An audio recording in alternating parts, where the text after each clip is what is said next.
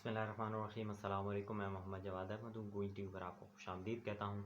इस वीडियो में मैं आपको बताने जा रहा हूँ कि हुकूमत पाकिस्तान के पास अब कुछ घंटे बाकी रह गए हैं। या हुकूमत पाकिस्तान रहेगी या पंजाब में इंतखाबात होंगे। हुकूमत पाकिस्तान अब चंद घंटों की मेहमान है। होना ये है कि क्या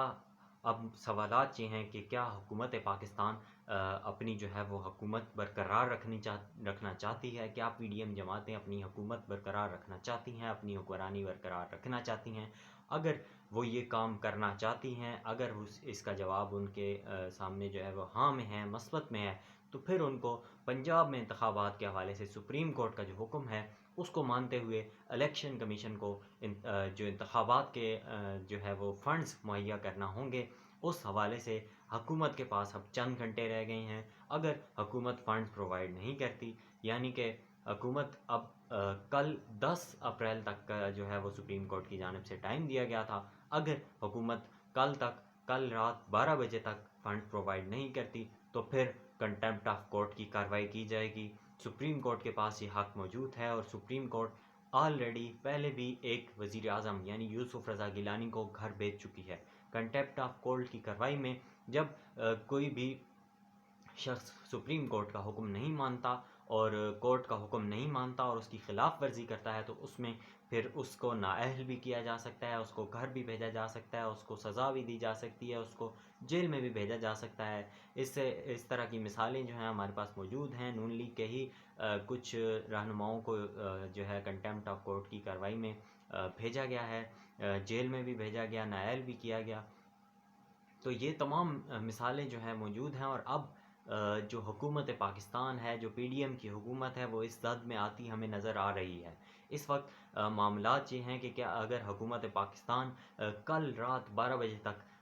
इलेक्शन कमीशन को फ़ंड्स मुहैया नहीं करती तो फिर इलेक्शन कमीशन सुप्रीम कोर्ट के पास चला जाएगा, सुप्रीम कोर्ट से रजू करेगा। और सुप्रीम कोर्ट के वाज़ेह अहकामात हैं कि अगर 10 अप्रैल तक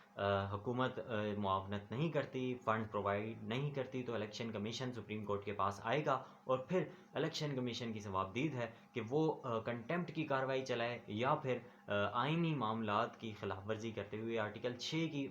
कार्रवाई भी चलाई जा सकती है। अब यहाँ पर इस हवाले से आज हुकूमत में जो है वो एक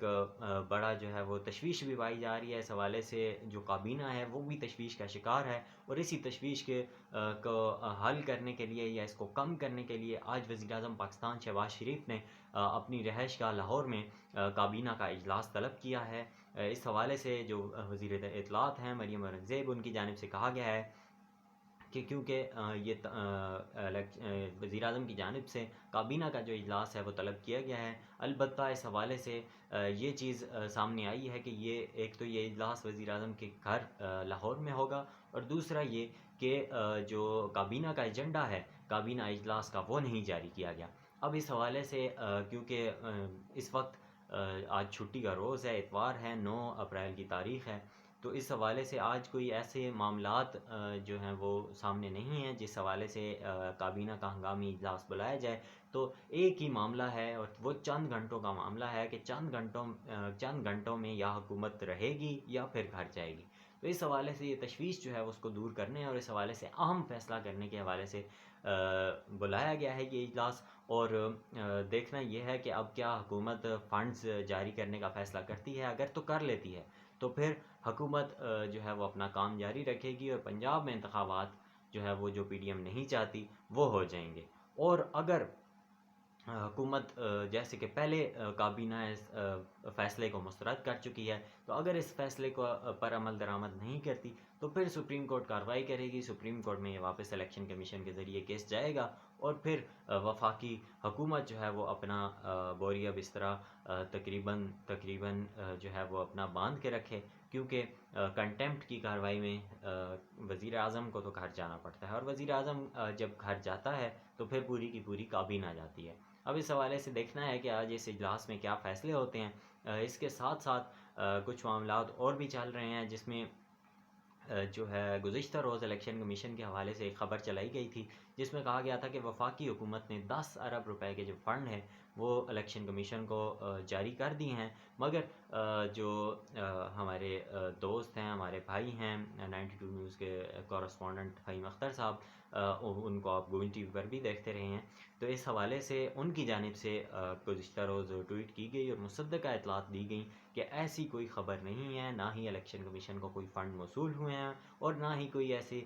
فنڈز کے حوالے سے خبر جو ہے وہ سامنے آئی ہے۔ اس کے بعد دیکھنے میں آیا کہ الیکشن کمیشن کی جانب سے بھی باقاعدہ طور پر یہ بات سامنے لائی گئی کہ حکومت کی جانب سے کوئی فنڈز ہمیں جاری نہیں کیے گئے، نہ ہی اس حوالے سے ہمیں کوئی آگاہ کیا گیا ہے کہ کوئی فنڈز جاری کیے جا رہے ہیں۔ تو کچھ جو ہے وہ میڈیا کی چینلز کی جانب سے یہ خبریں چلائی گئی تھیں، جس کے بعد اب یہ تردید آ گئی۔ اس کے ساتھ ساتھ حکومت ایک نیا قانون جو ہے وہ لانے جا رہی ہے، جس میں الیکشن کمیشن کو اب یہ حق حاصل ہوگا کہ وہ الیکشن کی تاریخ بھی دے سکے گا، یعنی کہ جو رول نمبر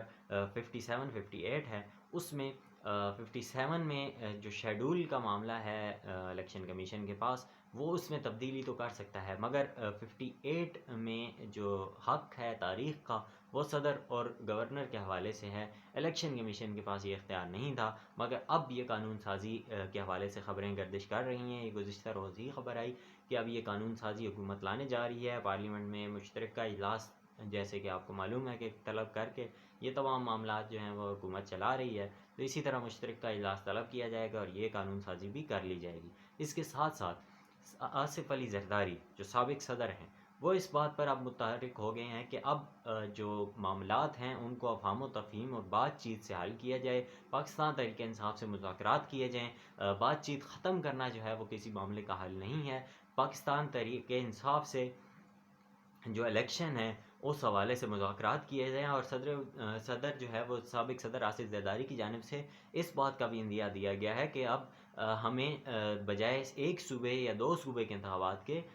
پورے ملک میں اکٹھے انتخابات کرانے کے حوالے سے بات کرنی ہوگی، مذاکرات کرنے ہوں گے، اور اس پر مل بیٹھ کر ایک لائحہ عمل طے کرنا ہوگا اور اس چیز کو طے کرنا ہوگا تاکہ کنسنسس سے پورے ملک میں ایک ہی بار انتخابات کرائے جائیں اور سب کے لیے جو ہے یہ ون ون سچویشن ہو۔ اس حوالے سے اب یہ تمام معاملات جب آ رہے ہیں تو ہمیں یہ پیپلز پارٹی جو ہے وہ پی ڈی ایم سے سائڈ کرتی نظر آ رہی ہے، اور ہو سکتا ہے کہ پیپلز پارٹی حکومت سے بھی جو ہے وہ علیحدگی آنے والے ٹائم میں اختیار کر لے، کیونکہ اس وقت جو پی ڈی ایم حکومت ہے، اور